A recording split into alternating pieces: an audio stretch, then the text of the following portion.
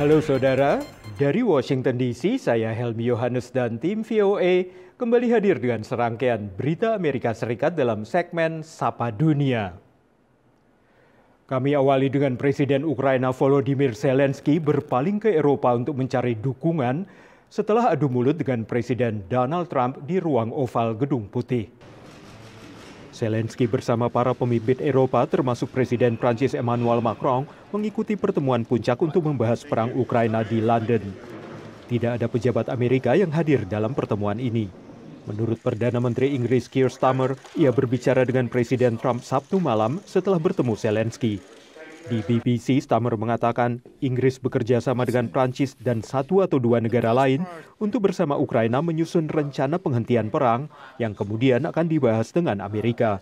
Zelensky tiba di London beberapa jam setelah pertemuannya dengan Presiden Trump di ruang oval berakhir ricuh.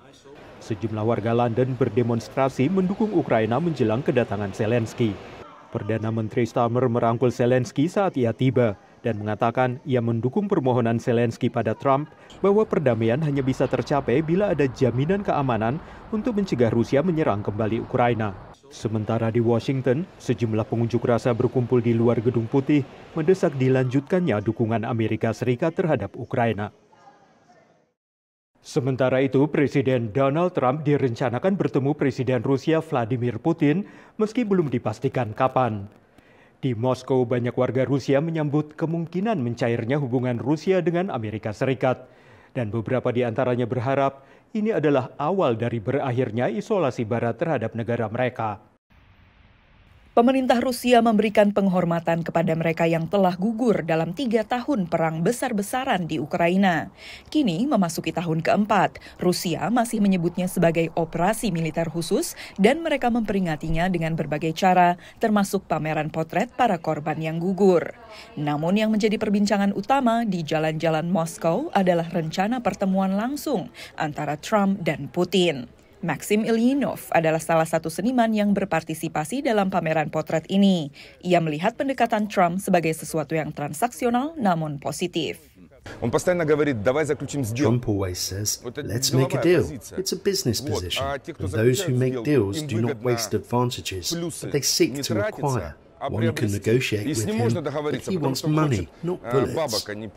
Namun antusiasme itu diimbangi oleh beberapa suara yang menyerukan untuk menurunkan ekspektasi.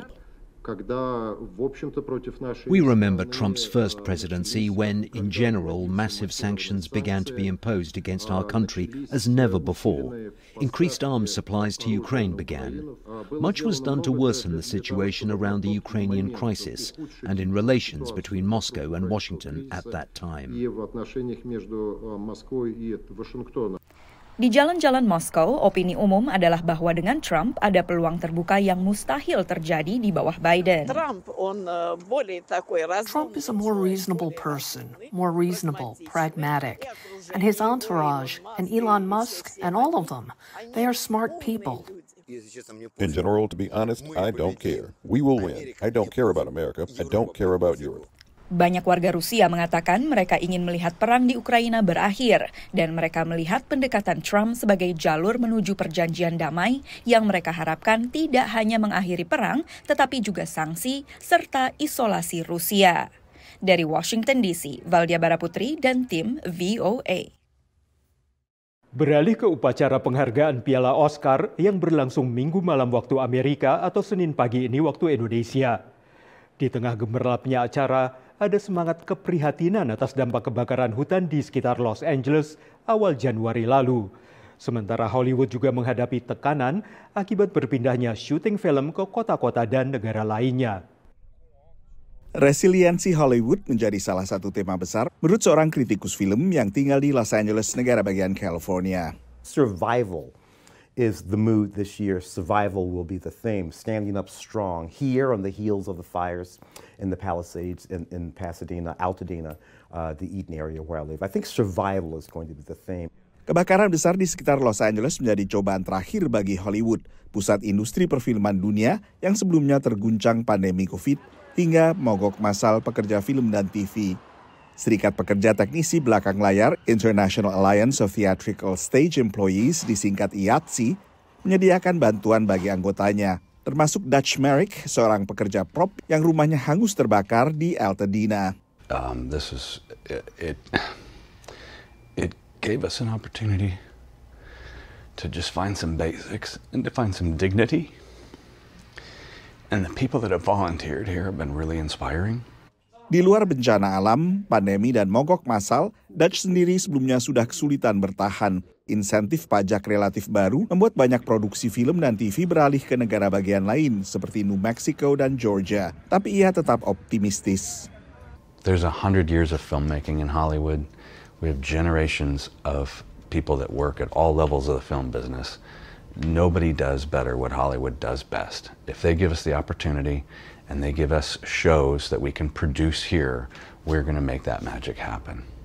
Satu indikator beralihnya produksi film ke luar Hollywood adalah di antara 10 film yang memperoleh nominasi Piala Oscars untuk film terbaik tahun 2025, tak satu pun lokasi syutingnya di Hollywood. Demikian laporan tim VOA. Kini kita tengok gerakan ramah lingkungan yang semakin diterapkan dalam kehidupan beragama sehari-hari oleh sejumlah warga diaspora Indonesia di Amerika Serikat. Sejalan dengan ajaran agama Islam untuk hidup harmonis dengan alam dan menjaga bumi, beberapa inisiatif hijau itu ternyata pelaksanaannya cukup sederhana dan mudah, namun berdampak besar bagi lingkungan. Keinginan untuk melakukan perubahan positif membuat kelompok pengajian Rumaisa menerapkan gerakan ramah lingkungan dalam kegiatan mereka seperti hari ini dengan kegiatan khataman Quran di Rockville, Maryland. Teman-teman membawa tumbler air minum ya ke pengajian dan kami juga menyiapkan alat-alat yang untuk makan dan minum itu yang bisa kami gunakan terus-menerus. Menjalankan inisiatif hijau adalah salah satu kewajiban umat manusia. Allah itu menciptakan kita manusia di muka bumi untuk menjadi khalifah. Khalifah itu kan pemimpin. Banyak sunnah juga mengajarkan untuk hidup ramah dengan lingkungan. Kayak berwudu kan kita pakai air ya. Beliau tuh nggak suka gitu kayak mubazir ya, israf, berlebih-lebihan. Kalau untuk berwudu aja yang yang merupakan ritual agama, kita nggak boleh buang-buangin air gitu ya. Bagaimana dengan hal-hal yang lain? Gitu. Sejalan dengan ajaran agama, hidup harmonis dengan alam dan menjaga bumi seharusnya tak sulit dilakukan. 3H ya, 3H. Jadi heart, head, and hands. Jadi kalau manusia itu kita sentuh dulu hatinya. Setelah dia heart-nya tersentuh hatinya, baru kita kasih informasi kenapa kita harus begini. Baru semua tekniknya. Kemudian hands itu adalah bagaimana gitu melakukannya. Jadi ada actionnya. Sementara pengajian Rumaisa berharap inisiatif mereka akan diikuti oleh kelompok pengajian dari komunitas lain. Karena dengan kebaikan yang kita lakukan, insya Allah pastinya akan memberikan dampak yang baik untuk orang-orang di sekitar kita.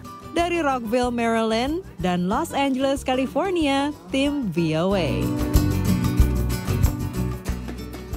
Saudara, kami akan kembali dengan Sapa Dunia Senin depan. Terima kasih atas perhatian Anda. Dari Washington DC, saya Helmi Yohanes dan tim VOA.